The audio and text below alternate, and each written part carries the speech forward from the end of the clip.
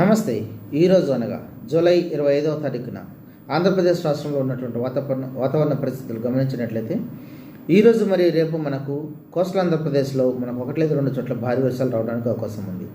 ఈరోజు మరి ముఖ్యంగా ఎన్టీఆర్, అల్లూరు సీతారామరాజు, ఏలూరు, పార్వతీపురం మన్యం, విజయనగరం, శ్రీకాకుళం జిల్లాలలో 1-2 చోట్ల భారీ వర్షాలు రావడానికి మనకు సంభావన ఎక్కువగా ఉన్నది. అలాగే రేపటి రోజున మనకు అల్లూరు సీతారామరాజు, పార్వతీపురం మన్యం, విజయనగరం, శ్రీకాకుళం జిల్లాలో 1-2 చోట్ల భారీ వర్షాలు రావడానికి అవకాశం ఉంది. ఇక మిగిలినటువంటి ప్రాంతాలన్నింటిలో కూడా మనకు తేలికపాటి నుండి ఒక మోస్తరు వర్షాలు లేదా ఉరుముతుకున్నటువంటి జల్లులు మనకు అనేక చోట్ల కోస్టల్ ఆంధ్రప్రదేశ్లో, కొన్ని చోట్ల రాయలసీమలో సంభవించడానికి అవకాశం ఉంది. ఈరోజు రేపు రాయలసీమ మరియు కోస్టల్ ఆంధ్రప్రదేశ్కి ఉరుముతుకున్నటువంటి మెరుపులు సంభవించే అవకాశం ఉంది. అలాగే బలమైన గాలులు గంటకు 40-50 కిలోమీటర్ల వేగంతో వీచేదని కూడా అవకాశం ఉంది.